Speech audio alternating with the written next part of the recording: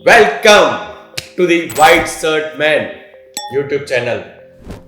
अब तक हम लोगों ने ये बाय द वे हमारी 9 की components of health care marketing की एक सीरीज चल रही है और अब तक हम लोगों ने बात की branding, health care marketing, digital marketing, social media marketing और एसईओ और कंटेंट मार्केटिंग के बारे में हम लोगों ने बात की। आज जो हम बात करने वाले हैं वो है बहुत ही मैं हेल्थ केयर मार्केटिंग प्रोफेशनल्स की अगर मैं बात करूं तो majority people think that we should not include this thing into our scope of services. Marketing वालों का काम नहीं है ये, but let me tell you all my friends that this is something very much into the health care marketing which is called patient engagement.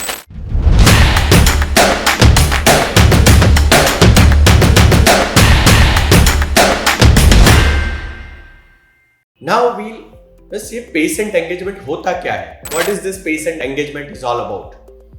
Patient engagement means आप patients को from beginning to the end end to the afterwards जब आप assist करते हो, means उनको informed decision लेने में मदद करते हो, उनको जो पूरा उनका ट्रीटमेंट का जो पूरा पीरियड है, वो पीरियड के अंदर हर एक चीज के बारे में उनको इंफॉर्मेशन देते हो, एजुकेट करते हो और उनके हर पहलू को ध्यान में रखते हुए उनको जो इंफॉर्मेशन प्रोवाइड करते हो, इंटीमेशंस देते हो, कम्युनिकेशंस करते हो, that is called patient engagement. Now health care marketing के अंदर ये पेशेंट एंगेजमेंट इतना इंपॉर्टेंट क्यों है? एंड ऑफ द डे आपको पता होगा कि अगर हम लोग क्लिनिक चला रहे हैं या फिर हॉस्पिटल चला रहे हैं या फिर कोई मल्टी स्पेशलिटी या सुपर स्पेशलिटी हॉस्पिटल चला रहे हैं या समझो आयुर्वेदा क्लिनिक है या फिर होम्योपैथी क्लिनिक है, तो इसके अंदर पेशेंट्स आपके वहां आता क्यों है? मींस पेशेंट आपके वहां आता क्यों है? Obviously he is suffering from some or other kind of illness, some disease, और वो डिजीज के लिए वो आपको देखता है एज ए भगवान, डॉक्टर को देखता है एज ए भगवान। उनको देखता है कि ये डॉक्टर साहब के पास में अगर जाऊंगा तो वो मेरी ये जो तकलीफ है, मेरी जो इलनेस है, मेरा ये डिजीज है, वो डिजीज को क्योर करेंगे।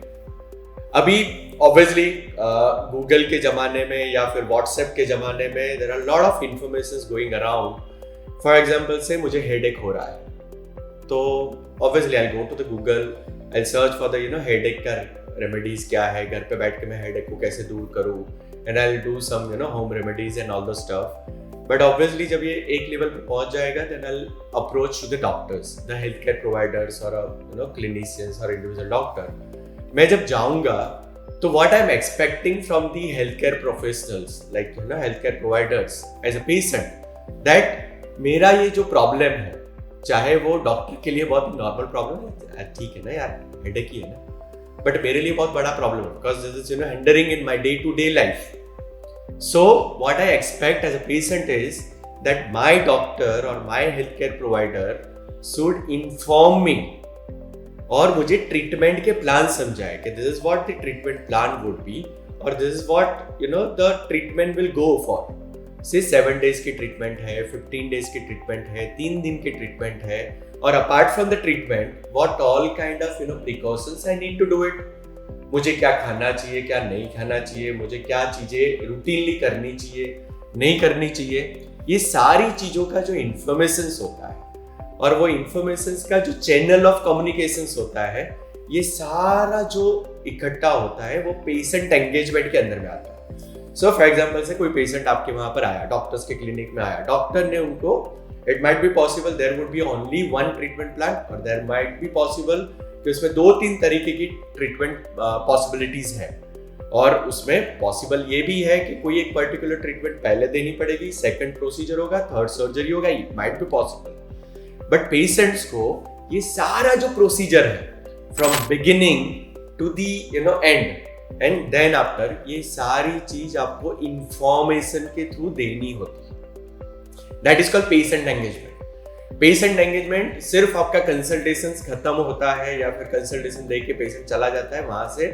खत्म नहीं होता है। For patient engagement what you need to do is that there might be possible, because patient जब डॉक्टर के सामने बैठता है या पेशेंट्स के रिलेटिव डॉक्टर्स के सामने बैठते हैं तो बहुत सारे ऐसे FAQs होते हैं जो इट माइट बी पॉसिबल कि during that consultation it might not ask you. तो आइडियली हेल्थ केयर प्रोवाइडर्स को, डॉक्टर्स को, क्लिनिक को, हॉस्पिटल्स को करना क्या चाहिए? We need to curate a content, a patient education material in a such a way that हमारे पास आजकल SMS है, WhatsApp है, सोशल मीडिया है, ईमेल है, there are a lot of ways of communications available, phone calls है, we can definitely do one thing that once patients going आपकी clinic से बाहर जाता है तो you can always send them a kind of a reminder or information through the WhatsApp or through the SMS that okay I had explained you about this particular procedure or a surgery और ये surgery में क्या क्या होगा उसका ये समझो video है या फिर कोई एक आपने ब्रोशर्स बना दिया या फिर पेशेंट एजुकेशन लिफलेट बना दिया, वो लिफलेट आपको उनको भेज दो। आप उनको ये भी भेज सकते हो कि लाइक प्रिंटेड मटेरियल है वो भी दे सकते हो कि ये प्रोसीजर्स के अंदर ये चीजें हो सकती है, ये नहीं हो सकती है। अपार्ट फ्रॉम दैट आपको उनके रिस्क फैक्टर्स भी बताना बहुत जरूरी है कि ये प्रोसीजर्स के बेनिफिट्स तो ये है बट डिसएडवांटेज भी ये है। अगर बिकॉज हम लोग मेडिकल फील्ड के अंदर बहुत सारी चीजें ऐसी है जिसमें human to human, person to person चीजें वेरी करती है। मेडिकेशंस जो होता है वो मेडिकेशंस किसी एक को प्रॉपर जाता है तो किसी एक को शायद उसके साथ एलर्जी भी होती है, कुछ एसोसिएटेड कुछ और चीज भी हो जाती है। तो as a health care provider it's our duty that we need to educate the patient through the available channel, और वो चैनल जो पेशेंट के लिए इंफॉर्मेशन के लिए प्रॉपर है। अभी यार पेशेंट ईमेल यूज ही नहीं कर रहा और आप उन पे ईमेल कर रहे हो तो that is not the way, right? So आपको देखना है कि ये पेशेंट का आइडियल प्रिफर्ड कम्युनिकेशन चैनल कौन सा है और वो कम्युनिकेशन चैनल के थ्रू आपको पेशेंट को एंगेज रखना होता है टिल द एंड। अच्छा, अभी पेशेंट को ट्रीटमेंट दे दिया, उन्होंने पूरा ट्रीटमेंट ले लिया, आपने पूरी जर्नी में उनको हैंड होल्डिंग दिया, उनके रिलेटिव्स को भी हैंड होल्डिंग दिया, अब बीमारी खत्म हो गई। What do you think? हमारा being a doctor, clinic, hospital with the patient relations खत्म हो गया? नहीं, because we are a human being. आज बीमार हुए, इट माइट बी पॉसिबल कल दूसरी बीमारी होगी, कुछ भी हो सकता है। So what exactly we need to do is we need to keep our strategy in a such a way that we keep engaging with the patient with the various health tips, various preventive tips. For example say अभी हम लोग अभी अक्टूबर चल रहा है और India के अंदर अभी विंटर सीजन चालू होने वाली है।